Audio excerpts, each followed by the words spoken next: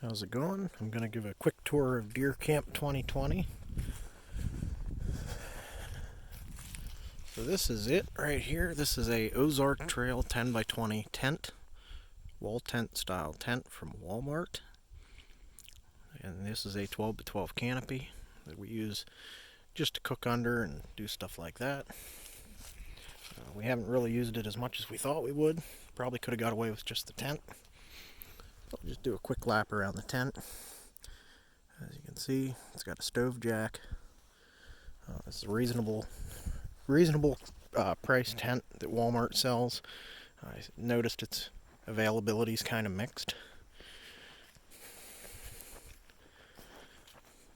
As you can see, it's all tied out. Not quite how I would have it if I knew I was going to get a lot of rain. I don't have a tarp over top of it.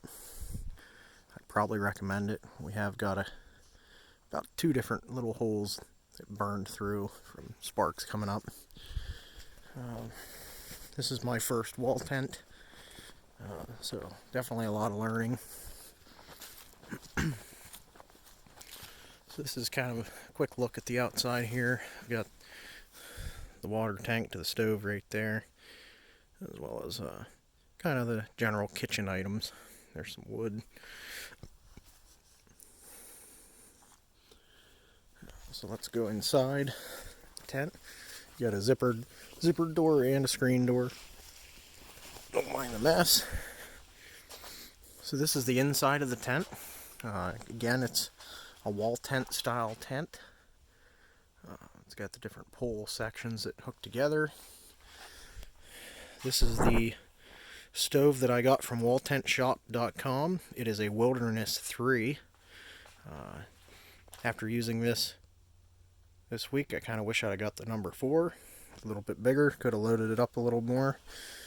It's not that we were cold, its run time is dictated by the amount of wood you stuff in it before you go to bed. As you can see, there's the pipe going through the stove jack. Got some wood stacked in here. I don't have the water tank on. It hooks on those tabs there because earlier this week it fell off.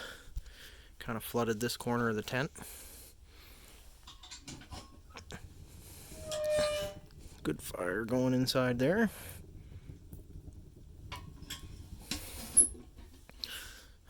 This mat is just a welding blanket from Harbor Freight.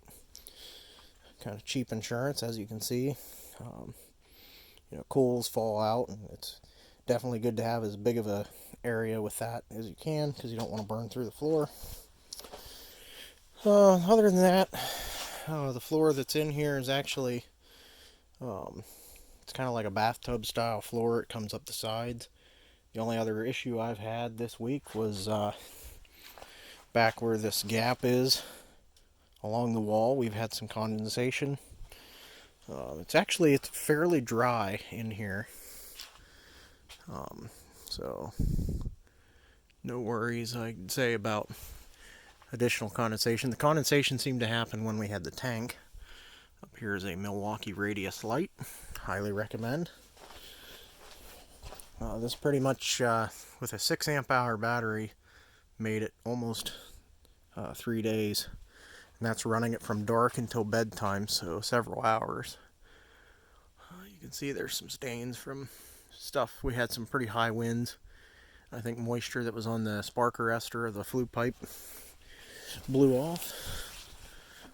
Pretty cool campsite. So yeah, here's the silicone ring. You can see some of that stuff, some of that junk. And then up there's the spark arrestor and rain cap. I'd say overall this stove has done quite well. Daytime temperatures in the high 20s to mid 30s, and no issues keeping the tent 70 degrees or above. So I guess that's my quick overview of this. And again, another shot from this angle. So, yep, pretty cool.